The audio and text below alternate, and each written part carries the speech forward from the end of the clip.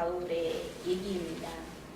우리가 읽지는 않았지만은 이 14장에 이어지는 얘기들은요, 비시디아 안디옥을 떠나서 이고니온에 와서 바울의 일행들이 했던 사역들이 열매 맺고 있는 말씀들, 본문이 나오고 있습니다. 여기에서도 마찬가지로 사도 바울은 회당, 성전을 중심으로 사역을 했었어요. 복음을 전했어요. 그리고 유대인들하고 이방인들이 사실 많이 바울을 통해서 예수님을 믿게 되었습니다. 근데 어느 곳이나 여러분, 잘 되는 곳에는 누가 항상 있죠? 네, 배합하는 사람들이 있고 반대하는 사람들이 있지요. 그래서 사도 바울이 회당에서 복음을 전할 때마다 많은 유대인과 이방인들이 예수님을 믿었는데, 그것들을 배합하였던, 시기했던 유대인들, 반대파 사람들이 참으로 많았습니다. 그런데 특별히 유대인들이 이 바울을 반대했던, 앞장서서 반대했던 사람들 중에 하나입니다. 근데 이 반대하는 유대인들을 피해서 지금 사도 바울이 루스드라로 이동을 해서 간 장면이 오늘 말씀입니다. 루스드라에 가서는 우리가 그 11절부터 제가 본문은 읽었지만요, 7절부터 이렇게 복음을 전하면서 쭉 보니까 여기에서도 기사와 이적이 일어나요. 태어나면서부터 걷지 못했던 안진뱅이가 있습니다. 근데 이 사람을 고쳐줘요. 바울이 일어나 걸어라. 여러분, 누가 일어나 걸어라라는 기적을 행했죠? 예수님의 제자 중에 베드로가 있었죠. 안진뱅이를 일으켰던. 그러니까 예수님의 제자 중에 베드로가 그랬는데 사도 바울도 그만한 권위가 있었던 사람이에요. 사도 바울 또한 일어나 걸어라, 그 말과 함께 루스드라에서 큰 이적을 행합니다. 그리고 이 이적을 통해서 많은 사람들이 또 예수님을 믿게 돼요. 그리고 나서 일어난 반응들이 나옵니다. 그게 바로 오늘 11절부터 말씀이 나오는데요, 11절과 12절과 13절에 보니까 한 무리가 있어요. 그리고 이 바울의 일행들을 보고서 막 방언으로 소리를 지르면서 뭐라고 얘기하냐면, 신들이 사람의 형상으로 나타났다 하면서 막 외치기 시작합니다. 이게 첫 번째 반응이에요. 기사와 이적을 본 사람들의 첫 번째 반응. 사람을 뭘로 만들어요? 신으로 만드는 반응을 보입니다. 이게 바로 여러분, 우리 인간의 어리석음이 아닐까라는 생각을 합니다. 어떤 사람이 기적과 이적을 행하기 시작한다면 여러분, 그 능력은 누구로부터 비롯된 것일까요? 하나님으로부터 비롯된 것이에요. 근데 우리가 믿는 우리마저도 그것을 알고 있어요. 야, 하나님이 하셨어. 근데 어느 날 보면은요, 어떤 어려운 일이 생기고 특별한 기도 제목이 생기면 하나님한테 기도해야지 이런 마음이 드는 게 아니라 어떻게 생각할까요? 야, 그 사람한테 가서 기도 부탁해야지. 이게 인간의 어리석음, 인간의 연약함이에요. 이거는 우리가 당장 그 사람이 신입니다 하고 말만 안 했을 뿐이지, 이미 우리의 마음속에는 하나님보다도 사람을 의지하는 마음, 그 사람을 신격하는 마음이 함께 있다는 것입니다. 이게 첫 번째 무리의 모습이었어요. 두 번째 14절과 15절과 16절을 보니까요, 사도 바울과 바나바가 이 무리들, 자기들을 신이라고 모시는데 어떤 신이라고 모셨냐면은, 바나바가 그때 당시에 풍채가 좋았어요. 풍채가 좋다 보니까 그 당시 어떤 헬라 신들 중에서 제우스라는 신이다 생각하고 그 바나바는, 야, 이 사람이 제우스야, 제우스 신이 나타났어, 이렇게 얘기하고요. 그 다음에 바울은 말을 잘했어요. 그러니까 바울을 통해서는 그 당시에 그 사람들이 헤르메스라고 그래가지고 헤르메스라는 이름을 불러줍니다. 신 이름을요. 그 당시 자기들이 믿었던 신 이름을 붙여줘요. 어이가 없죠. 바나바와 바울이 자기들을 제우스라고 부르고 헤르메스라고 부르니까 그 상황에 그 무리들을 보고 이 바나바와 바울이 어떤 모습을 취하냐면요, 여러분 14절 말씀만 다시 한번 읽어볼까요? 시작. 두 사도 바나바와 바울이 듣고 옷을 찢고 무리 가운데 뛰어들어가서 소리 질러. 네, 어떻게 해요?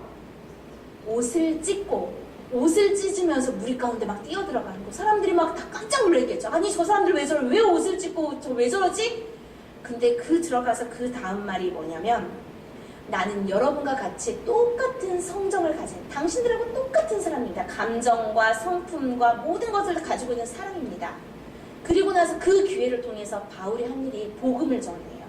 15절 말씀 다시 한번 읽어볼까요? 시작. 이르되 여러분이여 어찌하여 이러한 일을 하느냐. 우리도 너희와 같은 성정을 가진 사람이라. 여러분에게 복음을 전하는 것은 이 헛된 일을 버리고 천지와 바다와 그 가운데 만물을 지으시고 살아계신 하나님께로 돌아오라 함이라. 첫 번째, 옷을 찢고 나서 결사적으로 그 무리들을 가로세서 막으면서 하는 말이, 여러분 제발 이런 헛된 우상 섬기는 것 좀 이제 버리고 하나님께로 돌아오십시오 라고 얘기를 해요. 하나님께로 돌아오십시오라고만 얘기한 것이 아니라 그 다음에 16절 말씀 17절까지 한번 다 같이 읽어볼까요? 시작.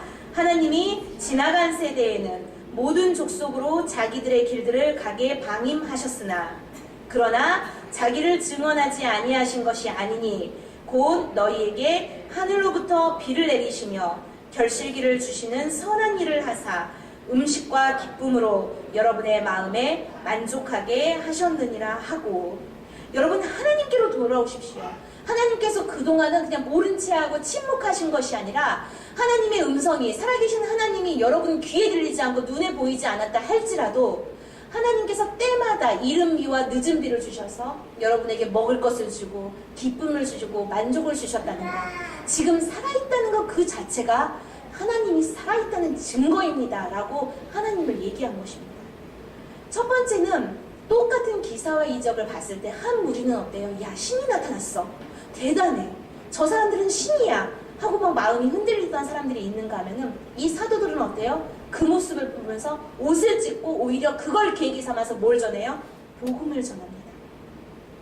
그리고 또 어떤 사람들이 있냐면요, 선동하는 무리들이 있어요. 19절에 보니까요, 유대인들이 안디옥과 이고니온에서 와서 무리를 충동하니 그들이 돌로 바울을 쳐서 죽은 줄로 알고 시외로 끌어내치니라. 세 번째 부류는 어떤 부류들이요? 네, 선동하는 무리들이 있습니다. 누가 선동한 거예요? 유대인들이 멀리서 이 소식을 듣고 막 왔어요. 바울과 바나바를 잡아 넣기 위해서 멀리서 와서 막 무리들을 선동해요. 저 사람 이상한 사람들이다, 저 사람들 지금 증거하는 말들이 다 맞지 않아, 저 기사와 이적이 뭘 흉내내는 거지? 막 이러면서 무리들을 선동해요. 근데 늘 선동하는 무리들 가운데는요, 어떤 사람들이 있냐면 선동당하는 사람들이 있습니다. 이거는 단지 이 시대뿐만 아니라 오늘날 현재의 모습에서도요, 누군가 옆에서 막 선동을 해요. 얘기를 해요. 앞에서 막 선동하는 사람이 있는가 하면 뒤에서 막 소곤소곤 하면서 선동하는 사람이 있어요. 그러면요, 그 선동하는 말을 야, 아니야, 그게 아니지 하고 말하는 사람이 있는가 하면은 그렇지 않고 아, 그런가? 하면서 선동을 당하는 사람들이 있어요. 그랬더니 어때요? 선동했던 유대인들의 말을 듣고 그 무리들이 바울에게 뭘 던져요? 돌을 던집니다. 이 돌을 던진다는 것은요, 그 당시에는 사형이나 똑같은 거예요. 돌을 쳐서 죽이는 거예요. 돌을 던져서. 결국은 예수님께서 십자가에 돌아가실 때 무리들이 어떻게 하죠? 예수를 죽이라 하잖아요. 거긴 대제사장들이 선동했어요. 근데 결국 이 사도 바울도 누군가 유대인들의 선동함과 동시에 그 말 한마디를 듣고 선동당했던 무리들에 의해서 돌에 맞아 죽게 되는 것입니다. 여러분은 어떤 기사와 이적, 여러분이 하나님이 하신 일들을 보면서 여러분은 어떤 반응을 보이십니까? 야, 하나님이 진짜 살아계신 분이야, 하나님이 이런 능력이 있어, 역시 우리 하나님께 찬양과 영광을 돌려, 이러십니까? 아니면 그 능력을 통해 드러난 사람한테 의지하십니까? 아니면은 그 모습을 보면서도 하나님을 믿지 않는 의식과 불신으로 통해서 혹시 선동하는 유대인입니까? 아니면 여러분 옆에 있어서 누군가가 자꾸 작은 목소리로 선동하는 그 목소리에 함께 선동당하는 사람입니까? 오늘 이 본문을 통해서 우리의 모습을 돌아볼 수 있었으면 좋겠습니다. 그런데 가장 더 중요한 것은 그 다음에 바울의 모습이에요. 바울이 돌을 쳐서 사람들이 죽은 줄 알았어요. 아, 이 사람은 우리가 돌 쳐서 죽었구나 하고서 성 밖으로 던져놔요. 그랬더니 제자들이 막 몰려온 거예요. 야, 바울 선생님 어떻게 됐지? 어떻게 됐지? 하고 몰려와서 바울을 보니까 바울이 목숨은 부지하고 있었던 거예요. 그래서 바울을 다시 일으켜서 다시 성으로 데리고 들어갑니다. 그 다음날, 그 이튿날이 됐는데요, 바울이 어떻게 하냐면 20절 말씀에 보니까 이튿날 바나바와 함께 더베로 떠나는 일이 일어납니다. 제가 지난번에 한번 설교 때 말씀드렸던 그 선교사님 있지요? 중국 위구르족 사태 때 추방당하셨던 분. 그 선교사님 부부가 7월 달에 추방을 당했어요. 거기 그 위구르족 사태와 함께 주일날 현지 자기 본인 교회에서 현지인들 세례를 주다가 침례 세례를 주다가 공안당한테 걸려가지고 다 잡혀갔어요. 그 선교사님 부부도 잡혀갔어요. 그리고 1박 2일 동안 취조를 당하고 내린 결론이 뭐냐면 당장 내일 떠나라 했어요. 일주일 내로 떠나라 했어요. 그래서 그 선교사님이 그냥 모든 것 7년 동안의 사역을 다 내려놓고 여행 가방 하나 들고 한국으로 이제 돌아왔었습니다. 그리고 나서 오자마자 병원에서 한 달, 두 분 다 입원해 계셨어요. 너무 그 충격이 커가지고. 그리고 눈만 뜨면은 그리움 때문에 그곳에 가고 싶고 교회의 교인들을 만나고 싶고 그 자연이 막 눈 뜨면 그곳에 자연이 막 생각나고 근데 갈 수 없어요. 한 번 추방당하면 5년 동안 또 못 들어갑니다. 그러다가 한 9월경부터 회복이 되기 시작했었어요. 그 즈음에 제가 그 선교사님을 만난 거였는데 그분이 한 3주 전에 출국하셨어요. 어디로 떠났냐면요. 터키 쪽, 이집트 터키 쪽으로 선교지를 정해서 떠나셨어요. 여러분 요즘에 뉴스에 나오던 데가 어디죠? 이집트, 터키, 요르단 해가지고 IS, 이슬람 그 단체들에 의해서 계속 요즘 테러가 일어나잖아요. 근데 오늘 이 말씀을 보면서요. 참 희한해요. 어떻게 이게 가능할까?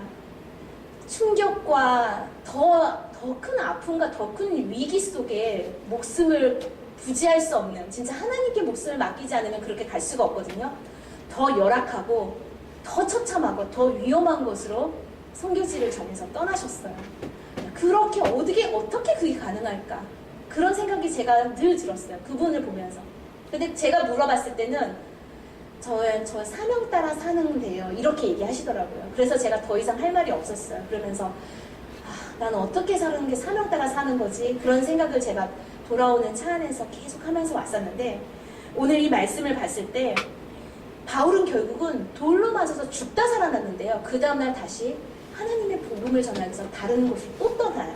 또 선교 여행을 떠납니다. 그러면서 21절과 22절에 우리에게 주는 말씀이 있습니다. 여러분 21절과 22절 말씀 다 같이 한번 읽어볼까요? 시작! 복음을 그 성에서 전하여 많은 사람을 제자로 삼고 루스드라와 이고니온과 안디옥으로 돌아가서 제자들의 마음을 굳게 하여 이 믿음에 머물러 있으라. 권하고 또 우리가 하나님의 나라에 들어가려면 많은 환난을 겪어야 할 것이라 하고 결국은 22절의 말씀을 남깁니다. 바울이 전도여행을 1차 전도여행을 떠나고 전도여행을 마친 이후에 내린 결론이 뭐였냐면요. 하늘나라 가난 사람들은 환난이 따른다 했어요. 그렇기 때문에 이미 그 마음의 결론을 가지고 있었기 때문에 돌로 치든 감옥에 갇히든 뭐 배가 난파되든 어떤 환난이 와도 어때요? 나는 하늘나라 가는 사람이다. 나는 하늘나라 시민이다. 그렇기 때문에 이 환난은 당연히 따라다니는 거다. 늘 그렇게 생각했던 거예요. 22절 말씀 하늘나라에 들어가려면 많은 환난을 겪어야 할 것이라. 여러분 우리는요 사도 바울과 같이 목숨을 걸고 선교지로 막 무작정 떠날 수는 없습니다. 그러나 이 본문을 통해서 우리가 느껴야 될 것은 우리가 우리의 본분이 무엇인지 알아야 된다는 거예요. 우리는 이 땅에 사는 나그네 인생입니다. 우리는 어디에 소속한 사람일까요? 우리는 어디 나라 시민일까요? 하늘나라 시민이에요. 그렇기 때문에 여러분 이 땅을 살면서 여러분의 환난과 고난과 핍박이 오더라도 내가 여기에 타향살이 하는구나 라고 생각해야 돼요. 그러면서 우리는 어디를 바라봐야 될까요?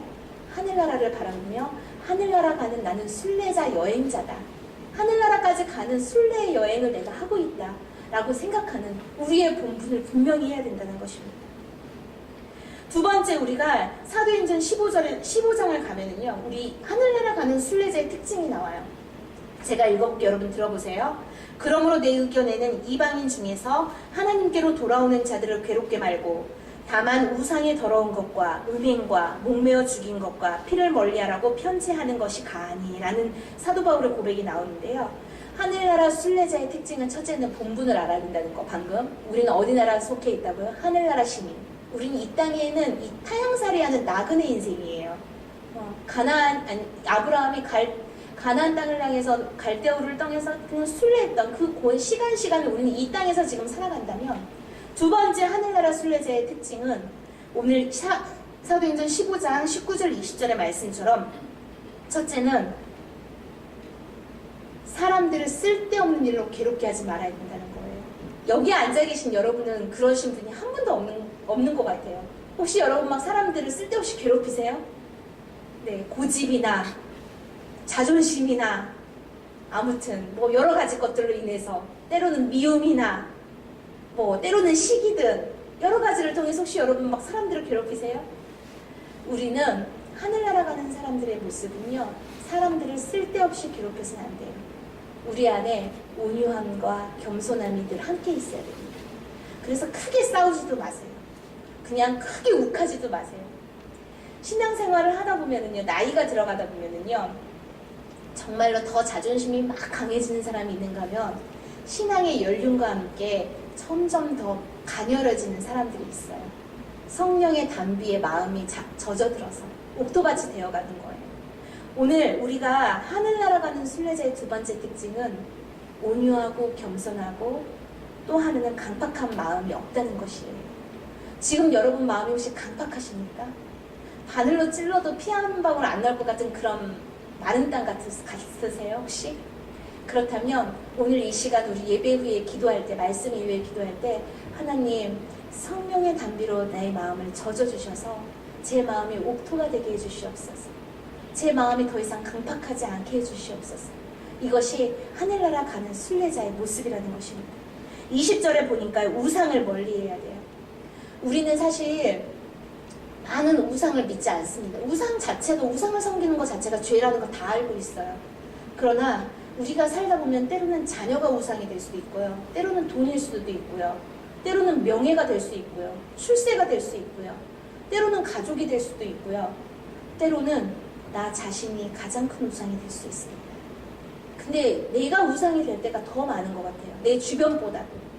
그 우상을 우리는 내려놓을 수 있어야 돼요. 하나님, 내가 나의 주인이 아니라 나의 주인은 오직 예수 그리스도입니다. 내 자리에, 내 마음에 있는 이 의자에 예수님이 앉으십시오. 저는 예수님 앞에 무릎 꿇겠습니다. 이것이 하늘나라 가는 순례자의 모습이에요. 혹시 여러분 오늘 하루를 살면서 내가 우상이진 않았나, 우리 한번 돌아보면서 다시금 이 시간 이후에 예수님이 나의 주인입니다. 내 인생의 주인입니다. 나의 시간의 주인입니다. 내 생각의 주인입니다. 내 마음의 주인입니다. 내 꿈의 주인입니다. 이제 예수님이 이끌어 가시고 저는 따라가는 인생을 살겠습니다. 그럴 때 우리가 하늘나라 가는 순례자의 모습으로 살아갈 수 있습니다. 우상을 멀리해야 합니다. 음행을 멀리해야 되고, 이것이 바로 하늘나라 가는 순례자의 모습이라는 거 여러분 생각하시면서, 우리의 관심이 이 땅을 살아가는 이 땅의 소욕이 아니라 오직 하늘나라 가는 것에 우리의 관심과 우리의 목적이 있기를 소망합니다. 살다 보면은요, 세상 속에서 살다 보면 가끔은 우리가 세상 물에 젖어들어요. 나도 모르게 세상 중심적인 생각을 하고 살 때가 많아요. 그러다가 다시 주일날 교회에 오면은 내가 왜 이렇게 살았지, 이렇게 살지 말아야지. 근데 또 하루 이틀 월 화 수 지나가다 보면 또 어때요? 또 다른 나를 또 발견하게 되지요. 그렇기 때문에 여러분, 매일매일 우리가 말씀과 기도로 우리를 새롭게 해야 되고, 그리고 이 시간 수요일날 하나님 앞에 예배하러 왔다는 자체가 바로 여러분은 하늘나라를 소망하는 하늘나라 순례자들입니다. 이 시간에 교회에 올 수 있다는 건 쉽지 않거든요. 이 시간에 예배를 드려야 되겠다고 생각하는 사람들이 많지 않거든요. 점점 줄어들어가고 있어요. 그리고 점점 편리한 예배를 추구해요. 시간도 내 시간에 편리한 예배. 이 주일 예배가 1부부터 6부까지 막 있는 교회들 보면은요, 누가 우선이 될까요? 내 시간이 우선이에요. 그래서 내 시간을 다 보내다가 맞는 시간에 가서 예배를 드려요. 그런데 우리나라가 주일날 11시 예배를 드렸던 거 왜 시작이 됐는 줄 아세요? 농사 지을 때 가장 바쁜 시간이 11시였거든요. 그래서 그 시간을 먼저 하나님께 드리자 해서 우리 11시로 정해졌던 거예요. 그렇기 때문에 여러분, 하늘나라 가는 순례자의 생각은요, 늘 하늘나라 중심이어야 돼요. 하나님 나라 중심이어야 되고, 하나님이 나의 중심이 되어야 됩니다. 오늘 여러분 이 말씀 기억하면서 어떤 기사와 이적을 통해서 우리가 어떤 판단을 하느냐? 사람을 우상으로 만드는 건 아닌지, 아니면 하나님의 권능을 무시하는 건 아닌지, 아니면은 뒤에서 충동하는 무리가 아닌지, 아니면 누군가의 충동에 계속 충동당하는 사람은 아닌지, 우리의 모습을 돌아보면서 이 시간 우리가 나의 정체성, 나는 하늘나라 시민이다. 나는 이 땅을 사는 나그네 인생이다. 나는 이 땅에서 타향살이하는 사람이다. 그렇기 때문에 오늘 사도 바울이 22절에 말했던 것처럼 하나님 나라에 들어가려면 많은 환난을 겪을 것이다. 여러분 오늘 살아가면서 지금 힘드세요? 나 죽겠어요. 왜 이렇게 힘든지 모르겠어요. 이 마음이 들 때마다 기억하십시오. 나는 하늘나라 가는 순례자다. 이 사도 바울의 고백, 하늘나라에 들어가려면 많은 환난을 겪을 것이다. 이 사도 바울의 고백을 기억하면서 힘내고 우리가 우리의 본분을 다하고 나 자신을 우상시 여기지 않고 예수 그리스도의 증인으로 하루하루 살아가는 저와 여러분 되기를 소망합니다. 기도하겠습니다. 사랑의 하나님, 오늘 사도 바울의 모습을 봅니다. 돌로 맞아 죽는데도 불구하고 그 다음날 다시금 하늘나라 가는 순례자의 여행을 또 떠났던 사도 바울의 모습을 보면서 행여나 우리는 너무 작은 어려움 가지고도 하나님께 불평하고 불만을 품진 않는지 저희 자신들을 다시금 돌아보게 됩니다. 오늘 사도 바울이 고백했던 하나님 나라에 들어가려면 많은 환난을 겪어야 할 것이라는 이 말씀이 환난과 고통 중에 있는 모두에게 힘이 되는 선지자적 말씀이 되게 하셔서 다시금 우리가 하나님 나라를 향해 걸어가고 있는 여행하고 있는 순례자임을 기억하고 우리는 하나님 나라의 백성이요 하나님 나라의 시민이라는 것을 우리의 본분을 다시금 기억하면서 나 자신의 우상을 버리고 강팍하지 않은 마음 겸손과 온유함으로 살아갈 수 있도록 우리를 붙들어 주시옵소서. 이 시간 성령님, 우리의 머리부터 우리의 발끝까지 성령님께서 어루만져 주시고 성령의 물로 성령의 기름으로 씻겨주셔서 다시금 우리가 우리의 존재된 목적을 기억하게 하시고 우리의 본분을 다시금 발견케 하시고 다시금 일어날 소망을 더하여 주시옵소서. 감사와 찬양을 드리고 예수 그리스도 이름으로 기도드립니다. 아멘. 네, 간단하게 광고하면은요, 지금 목사님은 노회에서 필리핀